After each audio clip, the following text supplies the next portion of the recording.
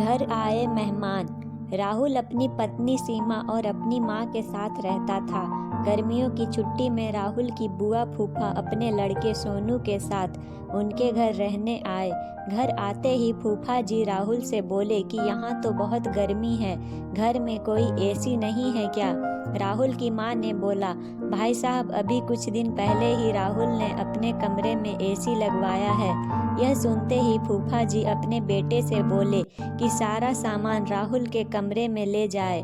राहुल और उसकी पत्नी सीमा चुप रहे क्योंकि उन्होंने सोचा कि कुछ दिनों की बात है। इस तरह बुआ फूफा जी को राहुल के घर रहते 1 महीना हो गया। राहुल ने अपनी माँ से पूछा कि बुआ जी कब जाने वाली हैं? हम कब तक हॉल में सोकर अपना गुजारा करेंगे? राहुल की माँ बोली, बेटा रिश्तेदारी का मामला है, हम कुछ कह भी तो नहीं सकते। राहुल की पत्नी सीमा बोली, वह सब तो ठीक है, लेकिन उनका छोटा लड़का सोनू सारा दिन घर में उधम करता रहता है। कल तो उसने हमारा नया सोफा बुरी तरह से फाड़ डाला। राहुल इस बात पर बहुत गुस्सा हुआ कि नया सोफा फाड़ डाला। वह अपनी पत्नी से बोला, तुम सोनू को ऐसा करने से रोकती क्यों नहीं? सीमा बोली, जब से बुआ फूफा जी आए हैं कुछ न कुछ खाने की डिमांड करते हैं, जिससे मेरा और माँ जी का सारा दिन तो रसोई में ही बीत जाता है। राहुल ने कहा कि मैं अभी जाकर फूफा जी से पूछता हूँ कि वह आखिर कब तक जाएंगे। राहुल ने बातों बातों में फूफा जी से कहा कि 1 महीना हो गया है, आपकी जॉब की छुट्टियाँ तो खत्म हो गई होंगी।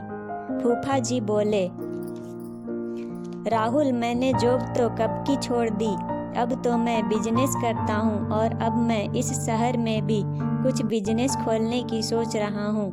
पहले इस शहर को अच्छे से समझ लूँ, जिसमें 2 से 3 महीने तो लग ही जाएंगे। यह सुनकर राहुल समझ गया कि फूफा जी अभी जाने वाले नहीं हैं। उसने यह बात अपनी पत्नी और माँ को बताई। सीमा बोली, जब भी सीधी अंगुली से घी नहीं निकलता तो अंगुली टेढ़ी करनी पड़ती है, इसके साथ भी कुछ ऐसा ही करना होगा।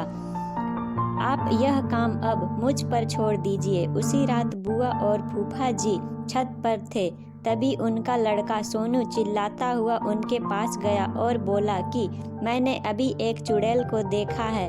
तभी एक चुड़ैल वहां आ गई और बुआ और फूफा जी को बोली कि तुम में से कौन पहले मेरा भोजन बनना चाहेगा।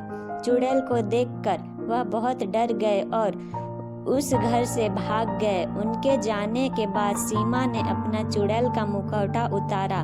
बुआ के परिवार के जाने के बाद सबने चैन की सांस ली।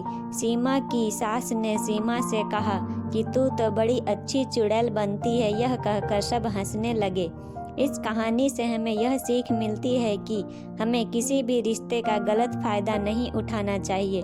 जिस तरह बुआ के परिवार ने अपनी रिश्तेदारी का गलत फायदा उठाया और दूसरों को परेशान किया।